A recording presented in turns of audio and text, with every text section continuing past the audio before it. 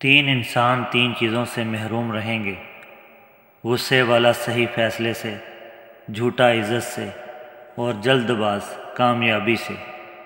اللہ تعالیٰ کے علاوہ کسی سے کوئی امید نہ رکھنا، کیونکہ اللہ پاک کے علاوہ کوئی ذات نہیں جو کہ تمہاری امیدوں کو پورا کر سکے۔ کوئی تم سے روٹھ جائے پھر وہی خود تم سے ملنے کو ترسے تو اسے کبھی مت کھونا، کیونکہ وہ تم سے بہت زیادہ پیار کرتا ہے۔ لوگوں سے ان کی ذہنی سطح اور فہم کے مطابق بات کرو۔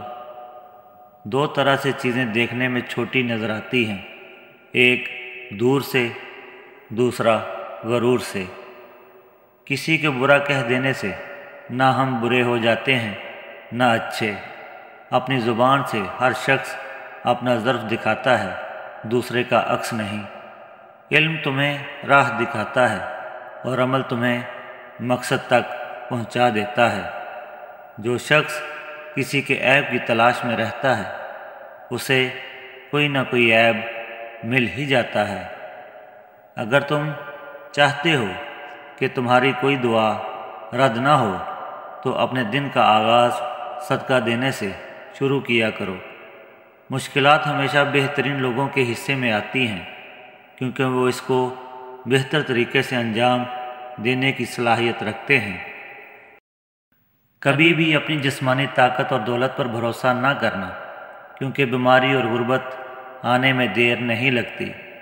جہاں عزت، سچائی اور خلوص نظر آئے وہاں دوستی کا ہاتھ بڑھاؤ، ورنہ تمہاری تنہائی تمہاری بہترین ساتھی ہے۔ جو تمہارا غصہ برداشت کر لے اور ثابت قدم رہے تو وہ تمہارا سچا دوست ہے۔ تمام رشتوں میں سب سے کمزور رشتہ تمہارے جسم اور تمہاری روح کا ہے، نہ جانے کس وقت اور کہاں ٹوٹ جائے۔ مجھے تعجب ہے اس شخص پر جو اپنی برائیوں کو جانتا ہے لیکن جب اسے برا کہا جائے تو وہ ناراض ہو جاتا ہے۔ یہ دنیا کتنی عجیب ہے، ایماندار کو بے وقوف، بے ایمان کو عقل مند اور بے حیا کو خوبصورت کہتی ہے۔ جس شخص کا علم اس کی عقل سے زیادہ ہو جاتا ہے وہ اس کے لیے وبال بن جاتا ہے۔ موت کو ہمیشہ یاد رکھو مگر موت کی آرزو کبھی مت کرو۔ احمق کی عقل اس کی زبان کے پیچھے اور عقل مند کی زبان اس کی عقل کے پیچھے ہوتی ہے۔ جو شخص اپنے آپ کو خود گمراہ کرے اس کو کوئی دوسرا شخص کس طرح راہ پر لا سکتا ہے؟